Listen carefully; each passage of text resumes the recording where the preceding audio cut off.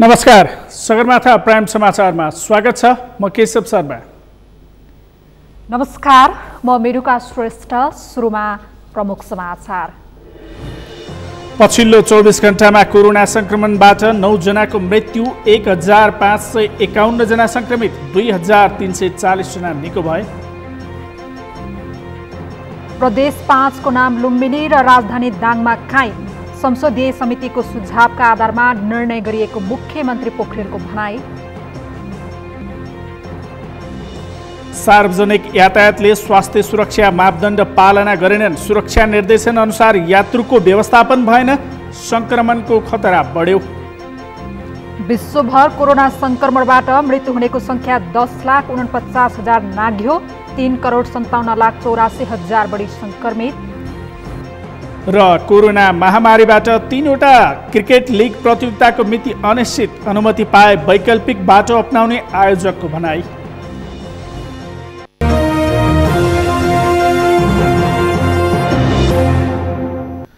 Sagarmatha prime समाचार अब विस्तारमा। नेपालमा आज मात्रै थप 1551 जनामा कोरोना संक्रमण पुष्टि भएको छ। यो सँगै कुल संक्रमितको संख्या 80,814 पुगेको छ। थप 9 जनाको मृत्यु भएपछि कोरोना संक्रमणबाट ज्यान गुमाउनेको संख्या 563 पुगेको छ। आज मात्रै 2340 जना निको भएका छन् भने 22,000 भन्दा धेरै सक्रिय संक्रमित रहेका छन्। सन्तोष बिके थापाको रिपोर्ट। नेपालमा कोरोना भाइरस कोभिड-19 को संक्रमणबाट थप 9 जनाको मृत्यु भएको छ। स्वास्थ्य तथा जनसङ्ख्या मन्त्रालयका अनुसार 4 महिला र 5 जना पुरुषको कोरोनाबाट मृत्यु भएको हो। मंगलबार काठमाडौँमा 59 र 60 वर्षीय महिला र ललितपुरमा 67 वर्षीय महिलाको मृत्यु भएको छ। त्यस्तै ललितपुरमा 61 र 77 वर्षीय पुरुषका मृत्यु भएको छ। यसैगरी तेह्रथुममा 31 वर्षीय, सुनसरीमा 64 वर्षीय पुरुष र चितवनमा 70 वर्षीय पुरुष तथा नवलपरासी पूर्वमा 77 वर्षीय महिलाको मृत्यु भएको छ। यससँगै नेपालमा कोरोना भाइरसबाट मृत्यु हुनेको संख्या 563 पुगेको छ। आज देशभरि जम्मा सक्रिय संक्रमितहरूको संख्या 22,709, संस्थागत आइसोलेसनमा रहनुभएका व्यक्तिहरूको संख्या 9,118 छ। गत 24 घण्टामा नयाँ संक्रमितको संख्या 1,551 रहेको छ।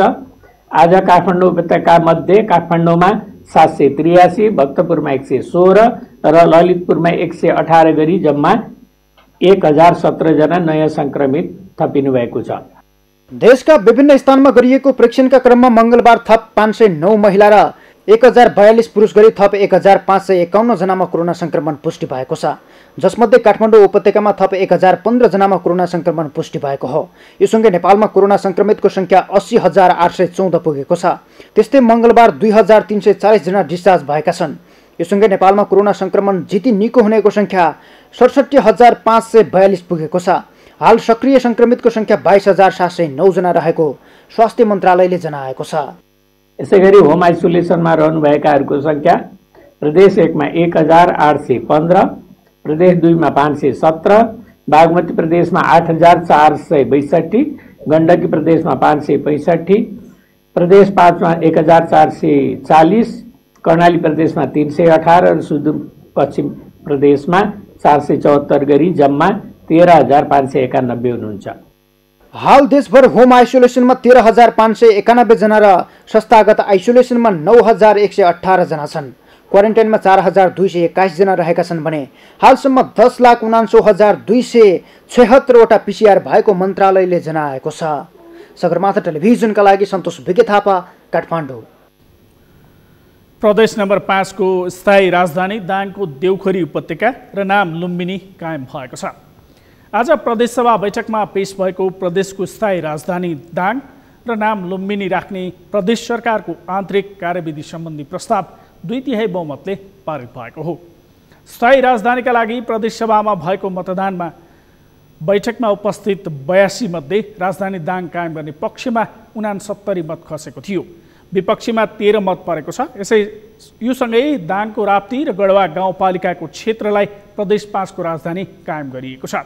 प्रदेश सभाका सभामुख पूर्ण घरती मगरले अस्थायी राजधानी बुटवलको संसद भवनबाट दाङको भालुबाङ 2/3 बहुमतले स्थायी राजधानी कायम भएको घोषणा गर्नुभयो। दाङ जिल्लाको राप्ती गाउँपालिका, गढवा गाउँपालिका तथा अर्घाखाँची जिल्लाको सिद्धगङ्गा नगरपालिकाले ओगटेको चर्चेको राप्ती नदी किनारको मैदानी भाग राप्ती उपत्यका देउखुरीलाई प्रदेशको स्थायी राजधानी तोकियोस् भन्ने प्रस्तावको पक्षमा हुन्छ भन्ने पक्षमा जम्मा 69 मत परेको र नेपालको संविधानको धारा 288 को उपधारा 2 बमोजिम प्रदेश सभामा तत्काल कायम रहेका सदस्य संख्याको 2/3 बहुमतबाट प्रदेशको राजधानी निर्धारण हुने संवैधानिक व्यवस्था अनुसार दाङ जिल्लाको राप्ती गाउँपालिका, गढवा गाउँपालिका तथा अर्घाखाँची जिल्लाको सिद्धगङ्गा नगरपालिकाले ओगटेको चर्चेको राप्ती नदीको किनाराको मैदानी भाग राप्ती उपत्यका देउखुरीलाई तोकियोस् भन्ने प्रस्ताव संविधानको धारा 288 को उपधारा 2 बमोजिम प्रदेश सभाको 2/3 बहुमतले पारित भएको घोषणा गर्यो।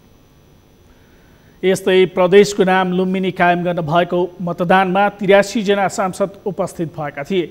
सभामुख पूर्व घरतीले लुम्बिनी नाम कायम गर्ने पक्षमा 79 र विपक्षमा 4 मत खसेको जानकारी दिनुभयो। उहाँले लुम्बिनी प्रदेश नाम 2/3 बहुमतले पारित भएको घोषणा गर्नुभयो। प्रदेश 5 को प्रदेश सभामा 87 जना सांसद रहेका छन्, जसमा नेकपाका मात्र 61 जना छन्। कांग्रेसका 19 सांसद, जनता समाजवादीका 6, राष्ट्रिय जनमोर्चाका 1 जना रहेका छन्।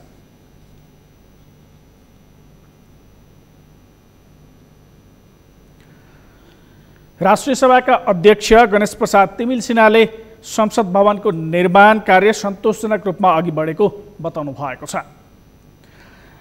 सिंहदरबार परिसरभित्र निर्माण भइरहेको संसद भवन निर्माणमा कोभिडले आंशिक प्रभाव पारे पनि कार्य प्रगति सन्तोषजनक रहेको उहाँले बताउनुभयो। संसद भवन निर्माण कार्यको स्थलगत अनुगमनपछि अध्यक्ष तिमिल सिन्हाले कोरोनाले देशभरि विकास निर्माण लगायत अन्य क्षेत्रमा गरेको असरको तुलनामा काम सन्तोषजनक रहेको बताउनुभयो।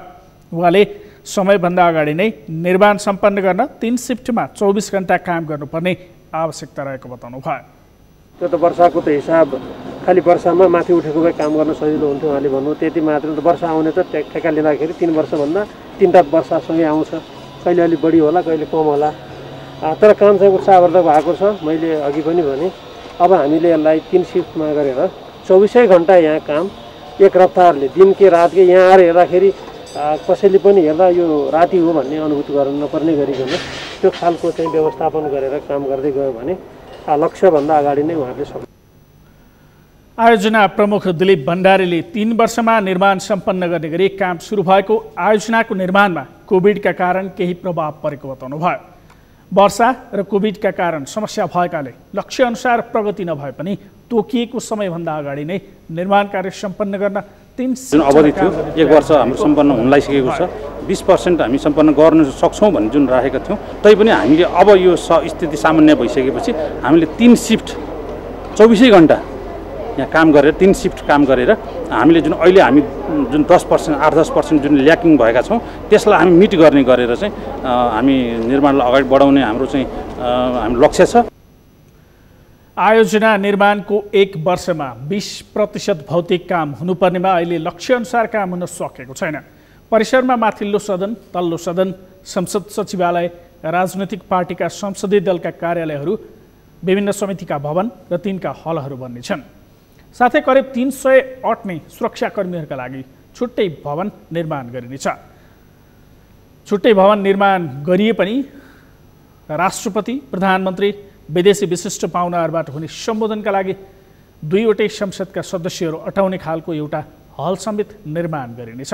परिसरमा भिभिआइपी, सांसद, कर्मचारी लगायत विभिन्न तह र दर्जाका लागि छुट्टा छुट्टै प्रवेशद्वार निर्माण हुने बताइएको छ। संसदीय समितिले काठमाडौँ तराई मधेस द्रुतमार्ग आयोजनाको म्याद एकैपटक 3 वर्ष थपिनुको कारण सरकारसँग माग गरेको छ। संघीय संसद प्रतिनिधि सभा अन्तर्गतको विकास तथा प्रविधि समितिको आजको बैठकले काठमाडौँ तराई मधेस द्रुतमार्गको समय एकैपटक 3 वर्ष थपिनुको कारण र आधारहरू समितिमा पेश गर्न नेपाल सरकार, प्रधानमन्त्री तथा मन्त्री परिषदको कार्यालयलाई निर्देशन दिएको छ। नै सम्पन्न होला भन्ने आम जनताको आकांक्षा पूरा गर्न, नेपाली सेनाको प्रतिष्ठा कायम गर्न यो आयोजनाको निर्माणमा संलग्न पक्षले कार्य प्रगतिको चौमासिक प्रतिवेदन एवं आगामी कार्ययोजनाको वार्षिक कार्ययोजना समेत तयार गरी सो अनुरूप कार्य गराउन समेत एवं सोको प्रतिवेदन समितिमा पेश गर्न काठमाडौँ तराई मधेस द्रुतमार्ग आयोजनालाई निर्देशन गर्दछ।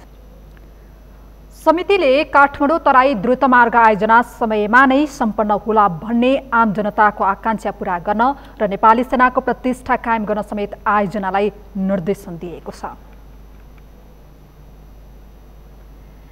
नेपाली सेनाले सरकारी संयन्त्रहरू बीच आवश्यक समन्वय हुन नसक्दा काठमाडौँ तराई द्रुतमार्ग फास्ट ट्र्याक निर्माणको क्रममा खोकनामा विवाद सिर्जना भएको बताएको छ।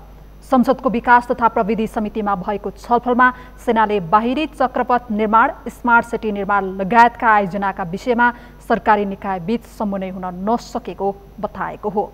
द्रुतमार्ग निर्माण हुँदा नै स्थानीयले जग्गा नमासिने गरी काम गर्न आग्रह गरेपछि बागमतीमा 2वटा पुल थप्ने गरी काम सुरु गरिएको भए पनि बाहिरी चक्रपथ र स्मार्ट सिटी परियोजनामा आवश्यक समन्वय हुन नसक्दा समस्या बढेको सेनाले बताएको हो। नि नजाओस् बीचबाट भन्ने कुरा राख्नुभयो। हामीले 2टा पुल, हजुर 2टा पुल भने 10-15 करोडको कुरा आउँछ। बागमतीमा 2टा पुल थपेर अघि जुन अलाइनमेन्ट फेरि भन्यौँ 2टा पुल उहाँहरूलाई सकेसम्म असर नपरोस् भनेर बागमतीको किनारामा लग्यौँ। पहिला बीचबाट जान्थ्यो, ढिला भएको पैसा बढेको एउटा त्यो पनि हो। आउटर रिङ रोडको कुरा निकाल्नु भयो।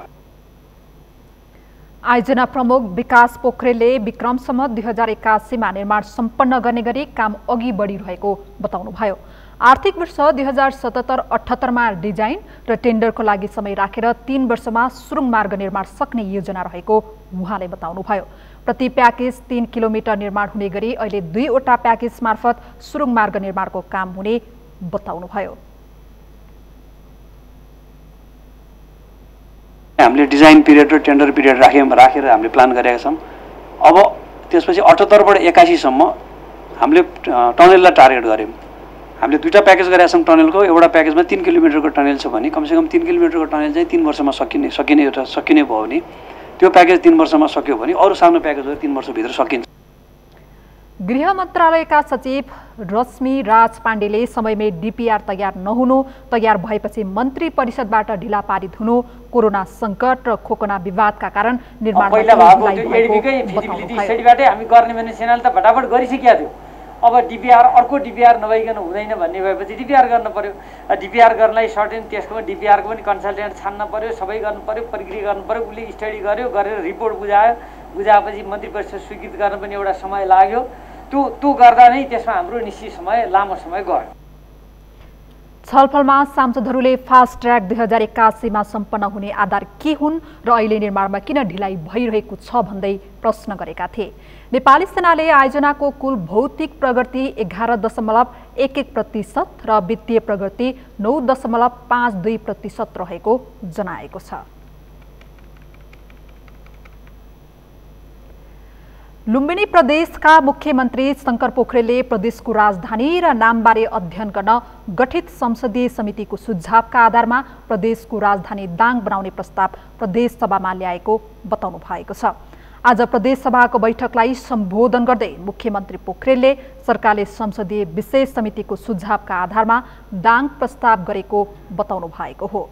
समितिले पहिलो विकल्प दाङ, दोस्रोमा रूपन्देही र तेस्रोमा कपिलवस्तु सिफारिस गरेको र सोही आधारमा प्रदेश सिफारिस गरिएको उहाँको भनाइ छ।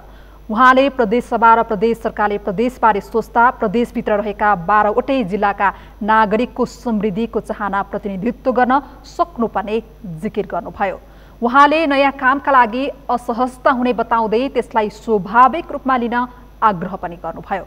प्रदेश सभामा सोमबार भएको तोडफोडका विषयमा आफैले स्थापना गरेको राजनीतिक संस्कार उल्लङ्घन गरेको रूपमा लिएको टिप्पणी गर्दै मुख्यमन्त्री पोखरेलले संयम अपनाउन आग्रह पनि गर्नुभयो।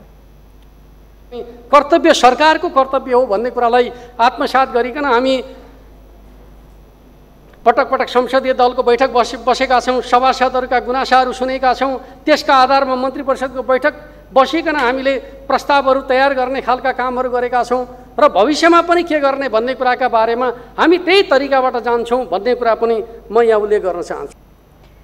त्यसअघि बैठकमा प्रदेश नम्बर 5 का विपक्षी दल कांग्रेसका नेता वीरेन्द्र कुमार कनौडियाले विस्तृत छलफल गरेर प्रदेशको राजधानी तोकेको भए दाङ पनि स्वीकार्य हुन सक्ने बताउनुभयो। तर सत्तापक्ष नेपाल कम्युनिस्ट पार्टी नेकपाले छलफल बिना छापामार श्रेणीमा प्रदेशको स्थायी राजधानी दाङ र नाम लुम्बिनी प्रस्ताव दर्ता गरेको उहाँले बताउनुभयो। मुख्यमन्त्रीजी माथि ढुङ्गा प्रहार पनि हुने थिएन। हामीले सबै कुराको दुःख लागेको छ।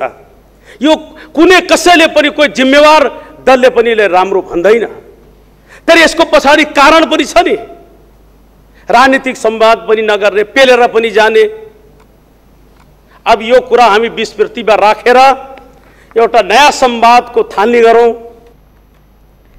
उहाँले निषेधाज्ञा आन्दोलन र मानिसहरू पक्राउ परेका बेला छोटो प्रक्रियाबाट राजधानी र नाम तोक्न सरकारले खोजेकाले आफूहरूले विरोध गरेको बताउनुभयो। उद्योग वाणिज्य तथा आपूर्ति राज्य मन्त्री मोतीलाल दुगटको उद्योगले कालोबजारी गरेको रहस्य खुलेको छ।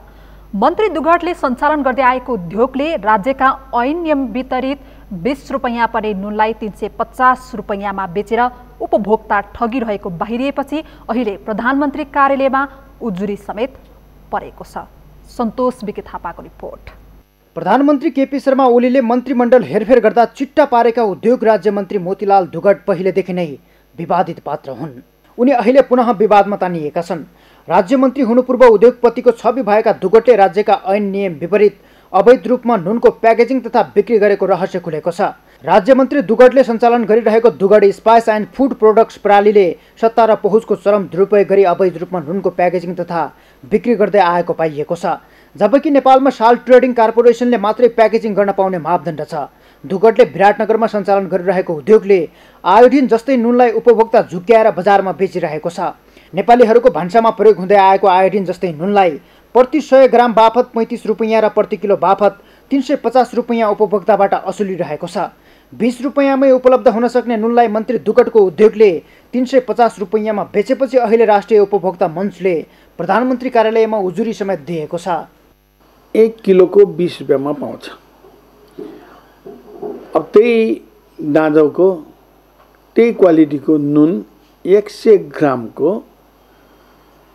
35 रुपैयाँ कोटेड मूल्य, अङ्कित मूल्य र बिल बीजक मूल्य चाहिँ 32 रुपैयाँमा बेचेको हामीले पायौँ भाटपटेनीमा। त्यो भनेको सरासरी यो हदैसम्मको कालोबजारी हो। डुगर कम्पनीले यो गरेको पाइयो, त्यो भनेको गैर कानुनी हो। मन्त्री दुगटको उद्योगले सेन्चुरी स्प्रिङ कलर्स टेबल साल्टको नामबाट नुनको प्याकेजिङ गरी महँगोमा बेचेको हो। कानुन अनुसार त्यसरी चर्को मूल्यमा बिक्री गर्नु कालोबजारी भएको भन्दै राष्ट्रिय उपभोक्ता मञ्चले उक्त कम्पनी विरुद्ध उजुरी दिएको छ। दैनिक रूपमा भान्सामा प्रयोग हुने र जनस्वास्थ्यसँग प्रत्यक्ष सरोकार राख्ने नुनको अवैध कारोबारले उपभोक्ताको स्वास्थ्यमा प्रतिकूल असर पर्ने भन्दै सरकारले नै 2020 सालदेखि साल्ट ट्रेडिङ बाहेक अन्यले नुनको आयात भण्डारण तथा बिक्री गर्न नपाउने व्यवस्था गरेको छ।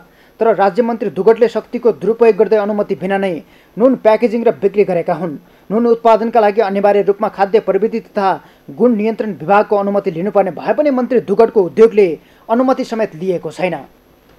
खाद्य ऐन अनुसार लिनुपर्ने अनुज्ञापत्र लगायतका स्वीकृतिहरू र सम्बन्धित निकायबाट लिनुपर्ने स्वीकृति नलिएको भनेर जानकारी प्राप्त भयो। अब जो नलिइसकेपछिको अवस्थामा त्यो स्वतः गैर कानुनी हुन्छ। त्यसमा किन्तु परन्तु वा यो वा त्यो भन्न पाइँदैन। खाद्य पदार्थ जस्तो चिज त्यसमा पनि दैनिक अत्यावश्यक वस्तुको रूपमा रहेको नुनको कारोबारको सिलसिलामा त्यो कुनै पनि हालतमा खाद्य ऐन विपरीत जान पाइँदैन। नुनको उत्पादन तथा प्याकेजिङ गर्दा प्रति 10 लाख भागमा 1 भाग आयोडिन मिसाएर उत्पादन गर्ने प्रावधान छ भने प्रति किलो नुनमा 50 ppm आयोडिन चाहिने सरकारी मापदण्ड छ। तर मन्त्री दुगटले उत्पादन गर्दै आएको नुनमा मापदण्ड विपरीत 30 ppm मात्रै आयोडिन मिसाएर बेच्ने गरेको पाइएको छ। सुरुदेखि नै विवादित भन्दै आएका उद्योग राज्य मन्त्री दुगटलाई तत्कालीन नेकपा एमाले समानुपातिकबाट सांसद बनाएको हो। व्यापारिक घरानाका दुगटलाई 10 करोड बुझाएपछि मात्रै सांसद बनाएको आरोप समेत लाग्दै आएको छ। 2064 सालको निर्वाचनमा नेपाल सद्भावना आनन्दी देवीबाट समानुपातिक सांसद भएका दुगटले 2070 को निर्वाचनमा नसोचेको हार बेहोरेपछि आफ्नो पार्टीलाई एमालेमा विलय गराएका थिए। उक्त समयमा दुगटको पार्टीबाट उठेका 22 जना उम्मेदवारले मात्रै 1398 मत ल्याएका थिए। अहिले तिनै राज्य मन्त्री मोतीलाल दुगटको उद्योगले सत्ता र शक्तिको पहुँचमा कालो बजारी गरी उपभोक्ता ठगिरहेको छ। सगरमाथा टेलिभिजनका लागि क्यामेरामा उत्सव अग्लेका साथमा सन्तोष बेके थापा, काठमाडौँ। चिकित्सा शिक्षा क्षेत्र सुधारका विभिन्न 6 बुँदे माग राख्दै अनसनरत डाक्टर गोविन्द केसीलाई शिक्षा सचिव गोपीनाथ मैनालीले भेट्दै अनसन फिर्ता लिन आग्रह गर्नुभएको छ। अनसनरत केसीको स्वास्थ्य अवस्थाबारे जानकारी लिन शिक्षा सचिवको टोली आज शिक्षण अस्पताल पुगेको हो। सचिव मैनालीले डाक्टर केसीलाई भेटेर सबै माग जायज रहेको र पूरा गर्ने भन्दै उपयुक्त समय नभएकाले सत्याग्रह तोड्न आग्रह गर्नुभएको थियो। केसीले औपचारिक सहमतिका लागि वार्ता टोली पठाउन सरकारी प्रतिनिधिलाई आग्रह गर्नुभएको थियो। डाक्टर केसीले सचिव मैनालीलाई यो कुरा सरकारका प्रवक्ताले नै भनिसकेकाले वार्ता टोली लिएर आए मात्रै सहमति गरेर अनसन तोड्ने बताउनु भएको डाक्टर केसीका सहयोगी प्रीतम सुवेदीले जानकारी दिनुभयो। उहाँलाई अक्सिजन सपोर्टमा राखिएको छ, त्यसकारण चाहिँ उहाँ हामीसँग पनि बोल्न सकिराख्नु भएको छैन। गत भदौ 29 गतेबाट जुम्लामा अनसन सुरु गर्नुभएका डाक्टर केसीको स्वास्थ्य अवस्था कमजोर बन्दै गएको छ।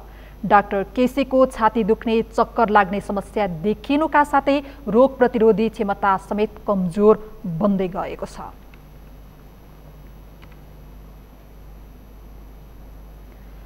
चिकित्सा शिक्षा सुधारको माग राख्दै आमरण अनसनमा बसेका डाक्टर गोविन्द केसीको मागमा समर्थन गर्दै देशभरका चिकित्सक आन्दोलनमा उत्रिएका छन्। देशका विभिन्न अस्पतालका चिकित्सकहरूले 2 घण्टा अस्पताल परिसरमा धरना दिँदै डाक्टर केसीका माग पूरा गर्न सरकारसँग माग गरेका छन्। आकस्मिक र कोभिड बिरामीको उपचारमा हातमा कालो पट्टी बाँधेर उनीहरूले काम गरिरहेका छन्। त्यस्तै केसीका माग तत्काल पूरा गर्न माग गर्दै सोलिडारिटी फर डाक्टर केसी एलायन्सले आज केसीको समर्थनमा काठमाडौँको नक्सालमा प्रदर्शन गरेको छ। उनीहरूले कर्णाली विज्ञान प्रतिष्ठानमा MBBS पढाइ सुरु गर, स्वास्थ्यमा व्यापार बन्द गर, गोविन्द केसीको माग पूरा गर लगायतका प्ले कार्ड बोकेका थिए। त्यस्तै आवासीय चिकित्सकहरूले पनि डाक्टर गोविन्द केसीको समर्थनमा प्रदर्शन गरेका छन्। डाक्टर केसीको माग पूरा गर्न सरकारलाई दबाब दिन धरना दिएका हुन्। चिकित्सकहरूले हातमा कालो पट्टी बाँधेर प्ले कार्ड सहित प्रदर्शन गरेका थिए। उनीहरूले तत्काल डाक्टर केसीको माग पूरा गर्न आग्रह समेत गरेका छन्। सगरमाथा प्राइम समाचारमा अब एकैछिन विश्रामपछि सार्वजनिक यातायातले स्वास्थ्य सुरक्षा मापदण्ड पालना गरेनन्, सुरक्षा निर्देशन अनुसार यात्रुको व्यवस्थापन भएन। सेती प्रादेशिक अस्पतालमा व्यवस्थित शवगृहको अभाव, गर्मीयाममा दुर्गन्ध फैलने समस्या, फोहोर व्यवस्थापन नहुँदा रोगको संक्रमण बढ्ने खतरा र म्याग्दीको खोपारा लेक पर्यटकीय गन्तव्यका रूपमा विकास हुँदै जैविक र भौगोलिक विविधताका साथै प्राकृतिक सौन्दर्यले पर्यटक आकर्षित।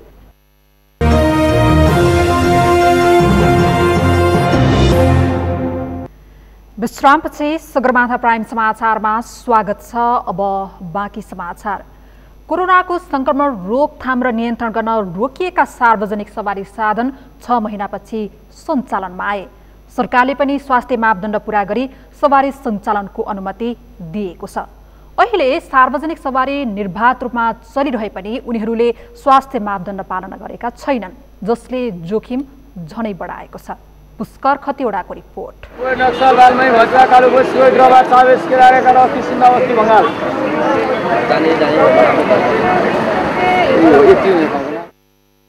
सरकारले चैत 11 यता सार्वजनिक यातायातमा लगाएको प्रतिबन्ध असोज 1बाट हटाएसँगै राजधानीका सडकमा सार्वजनिक यातायातको चाप देखिन थालेको छ।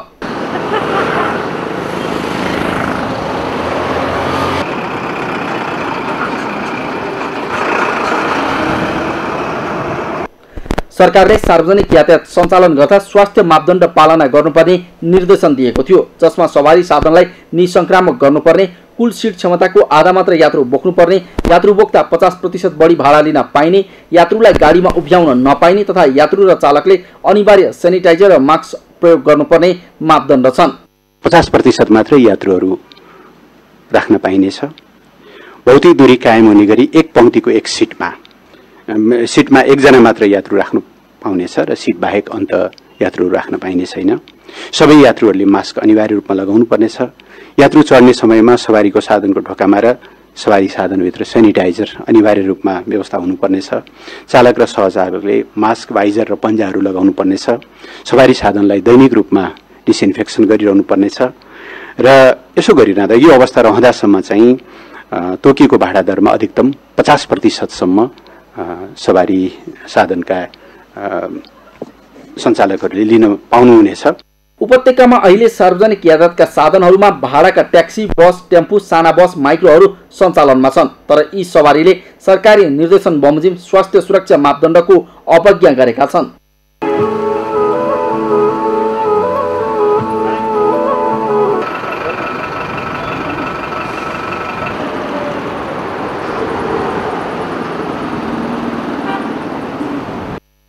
सार्वजनिक यातायात खुलेपछि यात्रुको चाप बढ्नु स्वाभाविक हो। तथापि उपत्यकाका सवारीमा यात्रुको चाप भने कम छ। तर पनि सहचालकले सरकारी मापदण्ड अनुसार यात्रुको व्यवस्थापन गर्दैनन्। यात्रु, चालक र सहचालक कसैले पनि सार्वजनिक यातायातमा स्वास्थ्य मापदण्डको पालना गरेको पाइँदैन। कतिपयले त मास्क समेत राम्ररी लगाउँदैनन्। यस्तोमा सेनिटाइजरको प्रयोग, सामाजिक दूरी त एकादेशको कथा नै बनेको छ।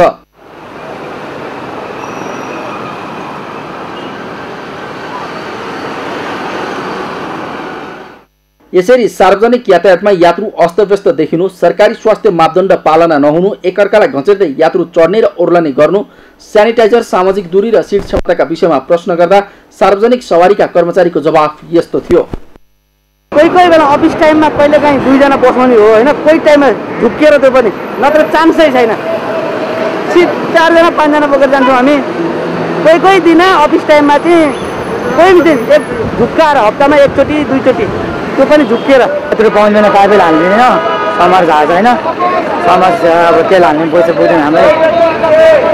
साह्रो छ, कुनै बेला अलिअलि राम्रै मान्छे पाउँछ, न त त्यो 3 जना 4 जना पुग्दैन। अनि एउटा सिटमा 2 जना 3 जना राखेर जसरी अहिले अगाडि सिटमा 3 जना राख्नु भएको त्यसरी राखेर हिँड्न पाइन्छ त अहिले। अब उनीहरूको फ्यामिलीहरू एउटा फ्यामिली एकै ठाउँ बस्छ, हामीले भने मान्दैन होइन। सार्वजनिक यातायातमा एउटा सिटमा 1 जना भनेको छ र एउटा सिटमा 1 जनाले गर्दा हाम्रो प्यासेन्जरलाई धान्न धेरै गाह्रो भइरहेको छ र हामीलाई ब्याङ्किङ स्टेटमेन्ट, ब्याङ्क किस्ताको लागि लेखेर धेरै चिजमा समस्या भइरहेको छ।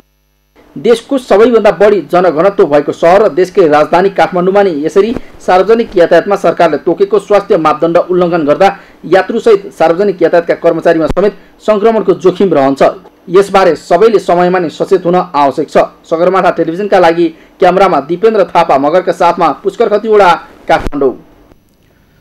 धादिङको नेत्रावती डबझुङ गाउँपालिका 5 बेतिनीमा सुराज गाडी दुर्घटना हुँदा 2 जनाको मृत्यु भएको छ। आज लपाङबाट कोलचेत जाँदै गरेको बा 5 ख 4728 नम्बरको सुराज गाडी दिउँसो दुर्घटना हुँदा घाइते भएका 3 जनामध्ये 2 जनाको मृत्यु भएको हो। दुर्घटनामा मृत्यु हुनेमा 27 वर्षीय चालक बेगबहादुर तामाङ र 64 वर्षीय शेरबहादुर तामाङ रहेका छन्। दुर्घटनामा परि घाइते भएका रामबहादुर तामाङलाई उपचारका लागि हेलिकप्टर मार्फत काठमाडौँ पठाइएको जिल्ला प्रहरी कार्यालय धादिङले जनाएको छ। काममा लापरवाही र ढिलासुस्तीका कारण यातायात कार्यालयको काम सर्वसाधारणका लागि कष्टकर बन्छ। तर एक कार्यालयले व्यवस्थित र ग्राहक लक्षित योजनासहित काम गर्न सके त्यसले पार्ने प्रभाव फरक हुन्छ। यस्तै उदाहरण बनेको छ बर्दिवास स्थित यातायात व्यवस्था सेवा कार्यालय। महोत्तरीबाट मनोज झा मुक्तिको रिपोर्ट।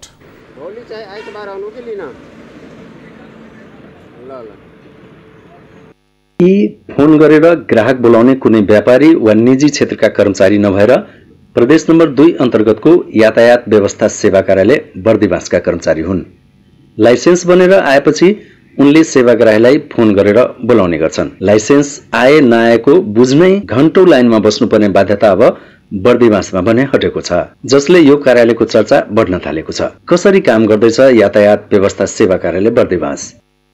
र चालक अनुमति पत्र कार्यालयमा आउँदा चाहिँ लिने सेवाग्राही चाहिँ आफ्ना काम विशेषले देशभित्र विभिन्न ठाउँमा अथवा देश बाहिर पनि जानुपर्ने भएको हुनाले उहाँहरूको चालक अनुमति पत्र यहाँ थियो र उहाँहरूलाई फोन गरेर तपाईको चालक अनुमति पत्र यो चाहिँ आइपुगेको छ, लिन आउनुहोस् भनेर उहाँ स्वयं चालकलाई नै बोलाउने र नभएदेखि विकल्पमा उहाँका एका घरका परिवारलाई बोलाएर दिने व्यवस्था मिलाएको छु। गत आर्थिक वर्षमै 3460 लाइसेन्स छापेर आएकोमा सोमध्ये 2400 वितरण गरेको हो। चालु आर्थिक वर्षको भाद्र मसान्तसम्म 3740 लाइसेन्स छापेर आएको छ। तीमध्ये फोन गरेरै 1231 लाइसेन्स वितरण गरिसकेको यातायात कार्यालय बर्दिवासले जनाएको छ। कार्यालयले चालु आर्थिक वर्षको भदौसम्म लकडाउन अवधिमै 438 लाइसेन्स नवीकरण गरेको जनाएको छ।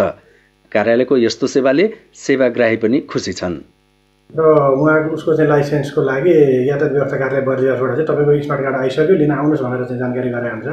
अब यो सेवालाई चाहिँ मैले उत्कृष्ट नै मान्नुपर्छ, किनभने सरकारको उपस्थिति जनताको माझमा पनि छ भन्ने कुरा चाहिँ यसले देखायो र अब अहिले यातायात व्यवस्था कार्यालय चाहिँ जनताप्रति उत्तरदायी हुँदै गएको चाहिँ अनुभूति भइरहेछ। राजमार्गमै कार्यालय हुँदा र सेवा प्रवाहमा सहजता हुँदा सेवा केन्द्रमा लाइसेन्स, सवारी साधनको बाटो इजाजत, सवारी दर्ता प्रमाणपत्र नवीकरण र रुट पर्मिट नवीकरण लगायतको सेवा लिन सेवाग्राहीहरूको भिड समेत सेवा केन्द्रमा अत्यधिक रहने गरेको छ। कार्यालयले गत आर्थिक वर्षमा मात्रै 14,65,30,796 राजस्व सङ्कलन गरेको छ। चालु आर्थिक वर्षको भदौसम्म भने 2,02,86,937 रुपियाँ राजस्व उठाएको छ। कार्यालयले सेवालाई अझै व्यवस्थित बनाउने योजना बनाएको छ। सगरमाथा टेलिभिजनका लागि मोहतरीबाट मनोज झामुक्ति। 3 महिनापछि खुलेको तातोपानी नाका पुनः बन्द भएको छ। आइतबार एक दिन खुलेर तातोपानी नाका पुनः बन्द भएको हो। भन्सार सामग्री लोड अनलोड गर्ने मजदुरमा कोरोना भाइरसको सङ्क्रमण पुष्टि भएकाले चीनले एकतर्फी रूपमा आयात बन्द गरेको हो। नेपालमा परीक्षण गर्दा 3 जना मजदुरमा कोरोना रिपोर्ट पोजिटिभ देखिएको थियो, तर चीनतर्फ परीक्षण गर्दा पोजिटिभ देखिएकाले आयात बन्द गरिएको बताइएको छ। 13 असोजमा नेपाल र चीनका अधिकारी बीच मेतेरी पुलमा भएको बैठकमा कोरोना भाइरस नियन्त्रण गर्ने शर्तमा नाका खुलाउने सहमति भएको थियो। कोरोना सङ्क्रमण फैलन सक्ने भएकाले दुवैतर्फबाट सजगता अपनाउने विषयमा छलफल जारी रहेको प्रमुख जिल्ला अधिकारी उमेश कुमार ढकालले बताउनुभयो। खासा र न्यालमा अड्किएका 150 कन्टेनर सामान दशैं अघि काठमाडौँ पुर्याउने योजना अनुसार दुवै देशका सहमतिमा नाका खुलेको थियो। नजिकै दशैं प्रभावित नहोस् भनेर चिनिया अधिकारीहरूसँग आयातको नयाँ मोडालिटीबारे छलफल जारी रहेको प्रमुख जिल्ला अधिकारी ढकालले बताउनुभयो। हालसम्म 12 कन्टेनर सामान नेपाल भित्रिएका छन्।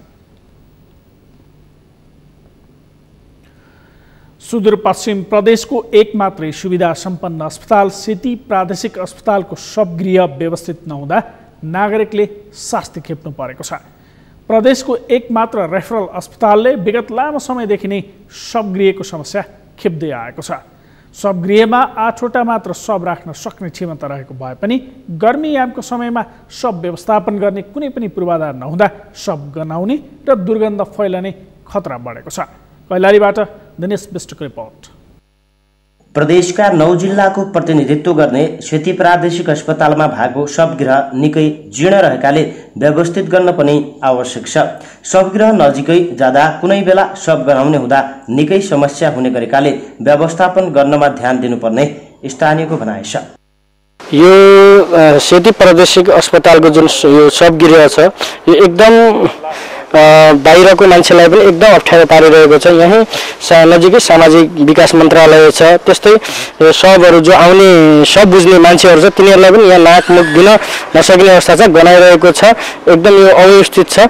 यसलाई व्यवस्थित प्रदेश सरकार र यहाँको सेती प्रादेशिक अस्पतालको जुन व्यवस्थापन टिम होला त्यसलाई छिटोभन्दा छिटो व्यवस्थापन र अलिकति शवगृहमा आफन्तको शव बुझ्न जाँदा समेत नाकमुख थुनेर जानुपर्ने बाध्यता छ। फोहोरको उचित व्यवस्थापन नहुँदा शवगृह नजिकै पुग्दा रोगको सङ्क्रमण बढ्ने खतरा छ। शवगृहलाई खासमा व्यवस्थित बनाउनु पर्ने, पुरा भित्र किरा हिँडिरहेको छ। अब आफै आयुष ल्याएर राखे पनि सुरक्षित रहने अवस्था छैन। त्यसैले कम्तीमा पनि प्रदेश सरकारले यहाँ एउटा फ्रिजको व्यवस्था भएको भए होइन, विभिन्न विवादित केसहरू आउँछन्, कतिपय ठाउँमा हत्या भएको केसहरू आउँछन्, यो डबल टेबल पोस्टमार्टम गर्नुपर्ने अवस्था आउँछ होइन। तर यहाँ के छ भने एकदमै अव्यवस्थित छ। यसलाई सरकारले प्रदेश सरकारले तत्काल यसको समाधान गर्नुपर्छ, ताकि जबसम्म फ्रिज हुन्न तबसम्म यस्ता घटनाहरू र मान्छेले न्याय पनि पाउन सक्दैन जस्तो लाग्छ। किनभने छिटोभन्दा छिटो यसलाई असर सर्छ। चाहेर पनि मान्छेले न्याय नपाउन सक्ने स्थिति छ। त्यसैले प्रदेश सरकारले तत्काल यसको लागि फ्रीको व्यवस्था गर्न आवश्यक छ। शव व्यवस्थापनको कुनै साधन नहुँदा आफन्तलाई पनि समस्या छ। शवलाई व्यवस्थापन गर्न चाहिने आयुषको पनि अभाव छ। डाक्टरले यसो चाँडा हेर्छन्, अब सबतिर गर्ने हाल्ने यताउति सिलाउने काम सबै आफूले गर्छ। अनि त्यो पिडाको सर गरेर भित्र गएर भोलि त्यो निकाल्नुपर्छ, सबै निकालेर डब्बामा हाल्नुपर्छ। त्यसलाई पिडा दिन खाना मन हुँदैन। अस्पतालको शवगृह पुरानो र जीर्ण भएकाले आधुनिक शवगृह बनाउने पहल सुरु भएको छ। शवगृहमा शव व्यवस्थापनलाई चाहिने उपकरण समेत राख्ने ठाउँ नहुँदा पोस्टमार्टम गर्न समेत शास्ति हुने गरेको छ। पोस्टमार्टम भनेको अब धेरै शङ्कास्पद केसेसहरूमा चाहिँ हामीले गर्नुपर्ने हुन्छ। हामी कहाँ यो मृतकको यस्तो खालको सङ्ख्याहरू धेरै प्रतिदिन बढ्दै गरेको अवस्था हुन्छ। वर्षमा झन्डै 400 जना जतिको चाहिँ हामीले पोस्टमार्टम औसत रूपमा गर्नुपर्ने हुन्छ। अब त्यस हिसाबले नौवटै जिल्लाको अझै कति केसेसहरू चाहिँ रिफर भएर पनि आउने गर्छन्। अब यो प्रादेशिक अस्पताल घोषणा भइसकेपछि यो क्षेत्रमा चाहिँ अझै राम्रोसँग हामीले काम गर्न पहिलेदेखि नै पाएको थिएन। त्यसै अब अहिले प्रादेशिक अस्पतालको घोषणा भइसकेपछि अलिकति केही सुधार गर्नुपर्छ भन्ने हिसाबले हामी यसमा लागि परेका छौँ। अब अहिलेको समस्या चाहिँ खास चाहिँ कस्तो भन्दाखेरि यो पोस्टमार्टम घर एउटा अस्पतालको कर्नरमा छ। त्यसकै छेउमा चाहिँ अब यो वेस्ट म्यानेजमेन्ट पनि हैन, फोहोर व्यवस्थापन भन्छौँ, त्यसको पनि फाँट त्यही नै छ। प्रदेशको एकमात्र रेफरल अस्पतालमा आधुनिक शवगृह नहुनु दुःखद हो। प्रदेश सरकारले स्वास्थ्य क्षेत्रमा करोडौं लगानी गरेको दावी गरे पनि नागरिकले पाउने यस्ता पीडाले राज्यको लगानी बालुवामा पानी जस्तै भएको छ। त्यसैले दीर्घकालीन सोचसहित जनताले सेवा पाउने क्षेत्रमा राज्यको रकम प्रयोग हुन जरुरी छ। सगरमाथा टेलिभिजनका लागि दिनेश विष्ट, कैलाली। म्याग्दीको अन्नपूर्ण गाउँपालिका 5 मा पर्ने खोपारा लेक पर्यटकीय गन्तव्यको रूपमा विकास भएको छ। खोपाराको जैविक र भौगोलिक विविधताका साथै प्राकृतिक सौन्दर्यले पर्यटक आकर्षित गर्न थालेको हो। म्याग्दीबाट सन्तोष गौतमको रिपोर्ट। समुद्री सतहदेखि 3660 मिटरको उचाइमा रहेको म्याग्दीको खोपराबाट मनास्लु, माछापुच्छ्रे, अन्नपूर्ण, नीलगिरी, धौलागिरी, गुर्जा लगायतका दर्जनौं हिमश्रृङ्खलालाई नजिकबाट निहाल्न सकिन्छ। सूर्योदय, सूर्यास्त, चरण क्षेत्र, पहाडी भूगोल, जङ्गल, वन्यजन्तु, चौरी, भेडा, बाख्राका गोठ, जङ्गली पशुपक्षी, जडीबुटी, वन पैदावार खोपराका थप आकर्षण हुन्। मानव बस्तीदेखि टाढा रहेको खोपराको सौन्दर्य रमणीय र मनमोहक छ। ठाउँ रहेछ, त्यहाँ पूजा लाग्दो रहेछ चौधै पूर्णिमाको दिनमा। अनि त्यहाँ अहिले चाहिँ यो मलमास परेर पूजा लागेन अरे, अनि त्यही भएर हामी चाहिँ यसो त्यहाँ दर्शन मात्र गर्ने भन्ने टाइपले हिँडेको। त्यहाँको दृश्य एकदमै मनै लोभ्याउने खालको छ। हामी हिमालको काखमा बसे जस्तै भएछ, एकदम रमाइलो लाग्छ। बिहानै म सायद घरमा भएको भए 5 बजे उठ्थेन होला, आज म 5 बजे उठेँ। एकदम आनन्द आयो, रमाइलो लाग्यो। सन् 2018 र 19 मा 1000 जना भन्दा बढीका दरले पर्यटक भित्रिएको खोपरामा यसपालि कोरोनाको जोखिमका कारण विदेशी र बाह्य पर्यटक नआए पनि म्याग्दीकै विभिन्न ठाउँबाट आउनेहरूको चहलपहल छ। 1 दशक अघिसम्म खोपरा गाई, भैँसी, भेडा, बाख्रा बर्खामा चरणका लागि ल्याउँदा गोठ राख्ने खर्कमा सीमित थियो। स्थानीयवासीले खोपरामा सामुदायिक लज सञ्चालन, पदमार्ग, विद्युत, सञ्चार लगायत पूर्वाधार तयार पारेपछि पर्यटकको आकर्षण बढेको हो। अहिले हामीसँग चाहिँ हाल चाहिँ 12वटा रुम छ। डबल 2 जना अटाउने रुम, यो सिङ्गलमा चाहिँ 2 जना अटाउँछ। अनि नयाँ चाहिँ अहिले हाल 8वटा रुम बन्दैछ। त्यो चाहिँ अहिलेको पर्यटनहरूको लागि पर्यटनहरूको सुविधाको लागि चाहिँ निर्माण हुँदैछ। अहिले रहेको 24 जना अट्ने सामुदायिक लजको क्षमताले पाहुनाको चाप धान्न नसकेपछि सामाजिक अभियन्ता महावीर पुनको पहलमा फ्रान्सका दाताको सहयोगमा 4 कोठे नयाँ भवन बनाएका छन्। सामुदायिक लजको क्षमता विस्तारका साथै पाउद्वारदेखि खोपरा हुँदै धार्मिक स्थल खयर भारानी जोड्ने पदमार्ग निर्माण, खानेपानी, विद्युत लगायत सुविधा विस्तारका लागि गाउँपालिकाले पनि सघाउन थालेको छ। यो पर्यटकीय सम्भावना बोकेको अति नै सौन्दर्य स्थल भएको हुनाले अहिले हामी कहाँ भइरहेको जुन होटल छ त्यो क्यापेसिटीले चाहिँ नभ्याएको हुनाले निकट भविष्यमा विभिन्न निकायहरू सम्बन्धित निकाय जस्तै गाउँपालिकादेखि लगायत अन्यलाई पनि माग गरेर यसको क्यापेसिटी चाहिँ तुरुन्तै बढाउनु पर्ने आवश्यकता चाहिँ महसुस गरिएको छ। स्थानीयको लगानीमा सहकारी मार्फत सामुदायिक लज सञ्चालनका साथै कालीगण्डकी किनारमा रहेको तातो पानीदेखि भालखारा, खोपरा, खयरलेक, खोपरा, लरेनी हुँदै पाउद्वारलाई समेटेर 5 दिनको नयाँ पदमार्गको प्रस्ताव गरेका छन्। खयर भारानी थान तथा क्षेत्र संरक्षण कोषको अगुवाईमा आफन्तको नाममा पदमार्ग निर्माण गर्दै आएका पाउद्वारवासीको समृद्धि हासिल गर्ने योजनामा राज्यको साथ आवश्यक देखिन्छ। सगरमाथा टेलिभिजनका लागि म्याग्दीबाट सन्तोष गौतमको रिपोर्ट। सगरमाथा प्राइम समाचारमा एकैछिन विश्रामपछि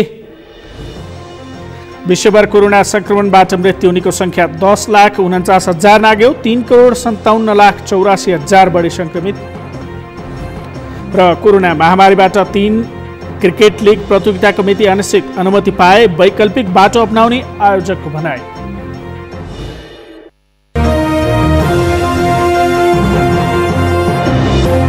अब पालो अर्थ समाचारको। अर्थ समाचारका प्रायोजक हो आफ्नो विश्वास हो त्रिशक्ति सिमेन्ट। प्रविधिको विकास क्रमसँगै परम्परागत प्रविधिमा आधारित कोल लोप हुँदै गइरहेका बेला डडेलधुरामा भने यसको प्रयोग भइरहेको छ। जिल्लाको आलेताल गाउँपालिका 1 वनताल गाङफेदमा भने परम्परागत घरेलु मेसिन कोलको प्रयोग भइरहेको हो। डडेलधुराबाट हर्क छतको रिपोर्ट। अमिलो, उखु, तोरी, चिउरी पेल्नका लागि गाउँमा निर्विकल्प घरेलु मेसिनका रूपमा रहेको कोल डडेलधुराको गाङखेत क्षेत्रमा प्रयोग भइरहेको छ। विद्युत लाइन विस्तार नहुँदा त्यहाँका स्थानीयले अमिलो, तोरी, चिउरी कोलको प्रयोग गरी पेल्ने गरेका छन्। यही मात्रै पेल्लान और चाहिँ तोडी पेल्ला 24 घण्टा चल्या हुन्छ रात दिन। अब यहाँ मिल छैन। अब दुर्गम क्षेत्रमा यही हुने त हो। दुर्गम छ र दुर्गममा पो यही पेल्नु पर्यो। दिनभरि बिहानदेखि गाउँ बिहानदेखि बासो हो यहीलाई छौँ। अब दुईजना मात्रै पेलिरहेछ। जिल्लाका ग्रामीण क्षेत्रमा यातायातको पहुँच बढ्दै जानु तथा विद्युत मेलको विकाससँगै परम्परागत कोल लोप हुँदै गएका छन्। तर गाङखेत क्षेत्रमा भने अझै टाढा टाढाबाट आएर कोलको प्रयोग गरिरहेका छन्। कोलमा तेल पेल्नका लागि बढी जनशक्ति र शारीरिक श्रम बढी लाग्ने गरेको स्थानीयको भनाइ छ। मिल नहुनाले दुःख पाए दुःख पहिला त तोडो पनि पेल्लन्थ्यो टाढा मिल भए बेला। अहिले तेल अन्त पेल्ला मिल यो चिउरी पेल्ला गएर पनि पेल्ला यहाँ पनि पेल्ला मिल त यहाँ पनि छ लडुवा पनि। सो ठाउँमा अझै पनि विद्युत विस्तार हुन सकेको छैन। जनप्रतिनिधिहरूले पनि विद्युत सेवा विस्तारका लागि ध्यान नदिएको स्थानीयको गुनासो छ। विद्युत सेवा नहुँदा एकजनाले गर्न सक्ने धेरैजनाले गर्नुपर्ने बाध्यता छ। हामी अब यस्तै छ बिजुलीको अभावले गर्दा अब हामी यति धेरै मान्छे आएर अहिले कोल पेलिरहेछौँ होइन, चिउरी पेलिरहेछौँ। अहिले अब यहाँका प्रतिनिधिहरू पनि त्यस्तै छन्। पुरै भोट माग्ने बेला आउँछन् अनि जान्छन्। स्थानीयको सुविधाका लागि गाङखेत क्षेत्रमा विद्युत विस्तारका लागि स्थानीय तह र नेपाल विद्युत प्राधिकरण वितरण केन्द्र डडेलधुराले ध्यान दिनु आवश्यक छ। सगरमाथा टेलिभिजनका लागि डडेलधुराबाट हर्क चन्दको रिपोर्ट। अब पालो खेल समाचारको।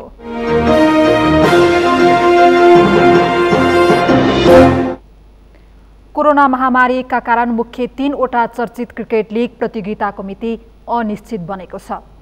कोरोना संक्रमणका कारण Dhangadhi premier league, Everest premier league, Pokhara premier लिगको मिति अनिश्चित बनेको हो। एभरेस्ट प्रिमियर लिगको मिति नजिकिए पनि कोरोनाका कारण टरेको छ। नेपालमा फ्रेन्चाइज लिगको अवधारणासहित स्थापित भएको धनगढी प्रिमियर लिग पनि विज्ञप्ति जारी गरेर अनिश्चितकालका लागि स्थगित भएको जनाइएको छ। कार्तिक महिनामा खेल खेलाइने गरी तालिका सार्वजनिक भएको पोखरा प्रिमियर लिग पनि प्रभावित बनेको छ। आयोजकले विषम परिस्थितिका कारण कार्यक्रम आयोजना गर्न नसक्ने बताएको छ। महामारीकै बीच इन्डियन प्रिमियर लिग क्रिकेट नयाँ अवधारणाका साथ सञ्चालन हुँदा नेपालमा पनि प्रतियोगिता सञ्चालन गर्न विकल्पको बाटो खोज्नुपर्ने खेलाडीहरूले बताएका छन्। यो सँगै हामी सगरमाथा प्राइम समाचारको अन्त्यमा छौँ। अन्त्यमा प्रमुख समाचार फेरि एकपटक। पछिल्लो 24 घण्टामा कोरोना संक्रमणबाट 9 जनाको मृत्यु, 1551 जना संक्रमित, 2340 निको भए। प्रदेश 5 को नाम लुम्बिनी र राजधानी दाङमा कायम, संसदीय समितिको सुझावका आधारमा निर्णय गरिएको मुख्यमन्त्री पोखरेलको भनाई। सार्वजनिक यातायातले स्वास्थ्य सुरक्षा मापदण्ड पालना गरेनन्, सुरक्षा निर्देशन अनुसार यात्रुको व्यवस्थापन भएन, संक्रमणको खतरा बढ्यो। विश्वभर कोरोना संक्रमणबाट मृत्यु हुनेको संख्या 10,49,000 नाग्यो। 3,57,84,000 बढी संक्रमित। र कोरोना महामारीबाट 3 लिग प्रतियोगिताको मिति अनिश्चित, अनुमति पाए वैकल्पिक बाटो अपनाउने आयोजकको भनाइ।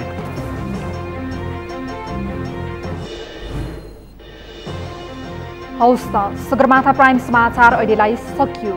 तपाईँ समाचार बुलेटिनका साथै सगरमाथा टेलिभिजनका सम्पूर्ण कार्यक्रम www.sagarmatha.tv मा पनि पढ्न र हेर्न सक्नुहुनेछ। साथै युट्युबमा youtube.com/sagarmatha TV नेपालमा हेर्न सक्नुहुनेछ। साथै तपाईँ हामीलाई फेसबुकमा पनि facebook.com/stv नेपालमा फलो गर्न सक्नुहुनेछ। समाचारको शिखर, नेपालको गौरव, नेपालको पहिलो न्युज च्यानल सगरमाथा टेलिभिजन हेर्दै गर्नुहोला। नमस्कार।